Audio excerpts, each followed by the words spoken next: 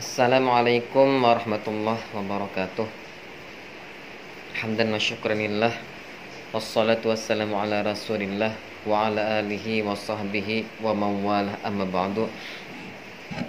Yang terhormat Ibu pembimbing atau Ibu dosen, yang kita banggakan para rekan-rekan mahasiswa dan mahasiswi yang dirahmati oleh Allah Subhanahu wa taala. Pertama-tama kami dari kelompok 8 pada hari ini akan menyampaikan makalah daripada kami yang berjudul Upaya Hukum. Kami beranggotakan yang pertama Abdurrahman Hakim, yakni saya sendiri, dan yang kedua Bapak Mahli. Namun sebelum kami menyampaikan makalah yang telah kami susun ini, maka ada baiknya kami terlebih dahulu mengucapkan Selamat Idul Fitri 1441 Hijriah. Minal aidin wal faizin, mohon maaf lahir dan batin. Taqabbalallahu minna wa minkum. Mudah-mudahan Allah Subhanahu wa taala menerima segala amal ibadah kita. Mudah-mudahan Allah taala pun menjaga kita dari berbagai macam bala dan bencana, terutama wabah virus corona. Mudahan kita salamatan sabratan. Amin. Amin ya rabbal alamin. Baiklah, kita mulai pembahasan tentang makalah kami yang berjudul Upaya Hukum. Pendahuluan. Putusan pengadilan terkadang kurang memenuhi rasa keadilan. Putusan pengadilan terkadang tidak sesuai dengan apa yang kita harapkan dan kita inginkan. Maka daripada itu, undang-undang memberikan hak kepada pengadilan agama untuk keberatan ataupun banding, ataupun nantinya ada yang namanya kasasi, atau yang selanjutnya ialah peninjauan ulang atau peninjauan kembali tentang kasus yang sedang disidangkan. Kenapa bisa demikian? Karena semua orang yang memasuki ranah pengadilan semuanya sama di mata hukum. Tidak ada perbedaan, baik itu pejabat ataupun rakyat, baik itu orang kaya ataupun orang jelata. Tidak ada yang berbeda, semuanya sama di mata hukum. Kemudian rumusan masalah. Yang pertama, apa saja upaya hukum yang bisa ditempuh pengadilan agama. Yang kedua, bagaimana pelaksanaan upaya hukum dari pengadilan agama tersebut. Kita bahas yang pertama, upaya hukum. Suatu putusan hukum, suatu putusan pengadilan terkadang tidak luput daripada kekeliruan ataupun khilaf. Karena memang seorang hakim ataupun orang yang memberikan keputusan itu juga seorang manusia yang tidak luput daripada salah dan khilaf. Maka tidak mustahil ada kekeliruan, ataupun yang lebih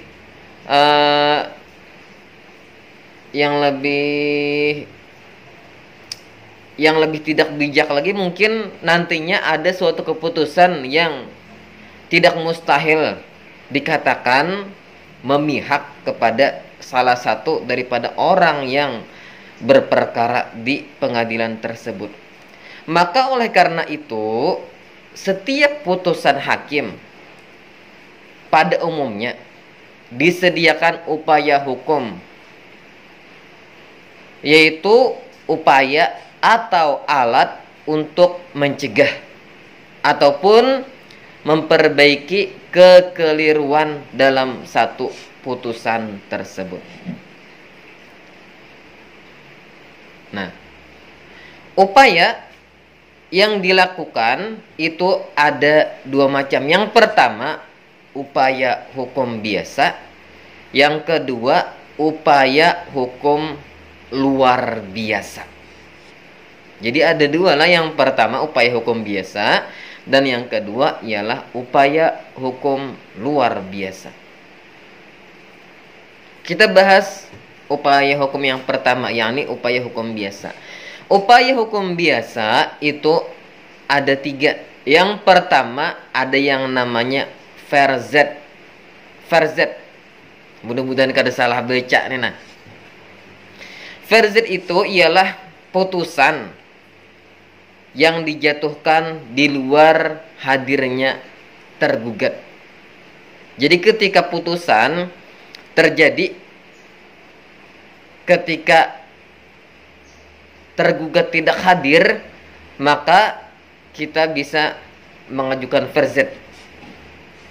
Itu yang pertama. Yang kedua, banding. Banding ini ialah permohonan pemeriksaan ulang. Permohonan pemeriksaan ulang kepada pengadilan tinggi atas putusan pengadilan yang pertama. Jadi bisa kita mengajukan banding atau pemeriksaan ulang ke pengadilan tinggi atas putusan pengadilan pertama. Itu yang kedua. Yang ketiga ada namanya kasasi. Kasasi atau upaya hukum dari Mahkamah Agung untuk memeriksa putusan-putusan dari pengadilan-pengadilan yang terdahulu. Jadi itu tadi 3 macam upaya hukum biasa. Kemudian yang kedua, kita bahas yang kedua, yakni upaya hukum luar biasa.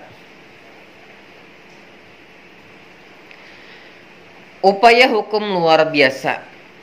Yang pertama ialah peninjauan kembali. Peninjauan kembali keputusan karena ditemukan hal-hal baru atau bukti-bukti baru yang tidak diketahui oleh si hakim. Sehingga apabila bukti-bukti tersebut diketahui oleh seorang hakim, maka dengan bukti tersebut bisa mempunyai pengaruh terhadap putusan seorang hakim. Maka bisa mungkin terjadi putusan yang berbeda dengan pengaruh bukti-bukti yang baru. Ini bisa dinamakan dengan peninjauan kembali. Selanjutnya ada yang namanya perlawanan pihak ketiga atau der den verzet. Pada dasarnya putusan hakim hanya mengikat para pihak yang berperkara, 2 pihak yang berperkara, dan tidak mengikat kepada pihak yang ketiga. Akan tetapi ada pihak ketiga yang merasa hak-haknya dirugikan oleh suatu putusan, maka ia pun dapat mengajukan perlawanan terhadap putusan tersebut. Ini bisa dilihat pada pasal 378 RV Romawi lah. Nah, itu tadi beberapa upaya hukum yang bisa ditempuh oleh pengadilan agama, baik itu pengadilan upaya hukum biasa ataupun luar biasa. Demikianlah makalah yang bisa kami sampaikan pada kesempatan hari ini. Mudah-mudahan bisa difahami, dan apabila nantinya ada pertanyaan tambahan ataupun masukan, kami persilahkan untuk diajukan. Kalau ada peninjauan kembali tentang makalah kami masalah upaya hukum ini. Terima kasih. Terima kasih atas perhatiannya. Salah dan khilaf mohon dimaafkan. Wabillahi taufiq wal hidayah. Assalamualaikum warahmatullahi wabarakatuh.